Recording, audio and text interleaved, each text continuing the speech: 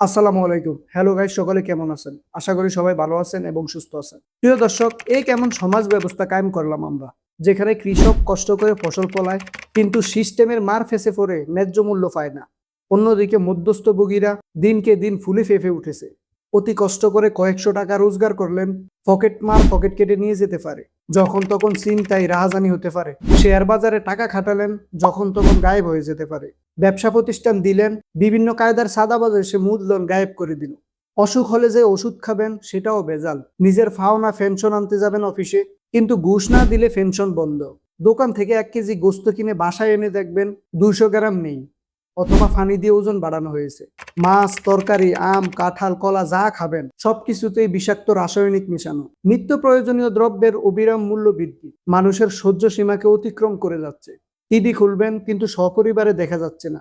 অশ্লীল দৃশ্য দেখে দেখে সঠিক বয়সের আগেই দূষিত হয়ে যাচ্ছে শিশুদের নির্মল শৈশব। ছেলে মেয়েদের যতই লেখাপড়া শেখাচ্ছেন, ততই যেন তারা অবাধ্য, আদব কায়দাহীন, আন্তরিকতাহীন, মেকি আচরণে পারদর্শী হয়ে যাচ্ছে। মেয়েকে ফাটিয়েছেন শিক্ষকের কাছে বা শিক্ষা প্রতিষ্ঠানে, কিন্তু কে জানে তার সেখানে কি পরিণতি হয়।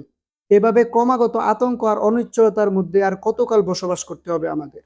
এই অবস্থার জন্য কাকে দোষ দেবেন? সরকারকে, আইন শৃঙ্খলা বাহিনীকে, নাকি রাজনীতিবিদদেরকে, নাকি ব্যবসায়ীদের, শ্রমিকদের, ছাত্রদের, নাকি গণমাধ্যম কর্মীদের? সবার সঙ্গে কথা বলেন, দেখবেন সকলের একই উত্তর, কি করব ভাই, আমরা তো পরিস্থিতির শিকার। হ্যাঁ, দায়ী আমরা সবাই। একদিনেই হঠাৎ করে এই পরিস্থিতি সৃষ্টি হয়নি।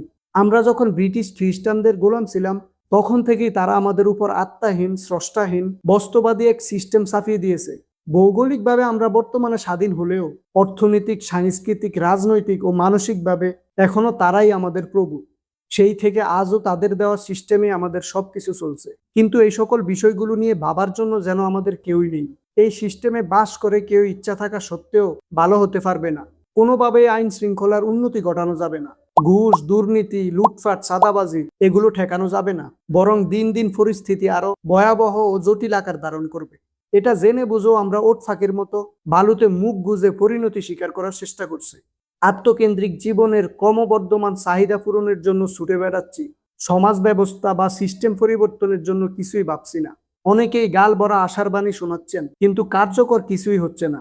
ঐক্যবদ্ধ প্রচেষ্টা ছাড়া কোনো কালেই সমাজ পরিবর্তন হয়নি এবং হবেও না। প্রিয় দর্শক, আজকের ভিডিওতে আমাদের সমাজ ব্যবস্থার কিছু করুণ পরিণতি তুলে ধরা হয়েছে। ভিডিওটি কেমন লাগলো তা অবশ্যই কমেন্ট করে জানাবেন। এই করুণ পরিণতি থেকে কিভাবে আমরা সার্ভাইভ করতে পারি সেই সম্পর্ক মতামত কমেন্ট বক্সে অবশ্যই লিখে যাবেন। ভিডিওটি এই পর্যন্তই, দেখা হবে পরবর্তীতে নতুন কোনো স্টোরির সাথে। সেই পর্যন্ত সবাই ভালো থাকবেন, সুস্থ থাকবেন। হ্যালো গাইস ফেসবুক পেজ এবং হ্যালো গাইস ইউটিউব চ্যানেলের সাথে থাকবেন। আল্লাহ হাফেজ।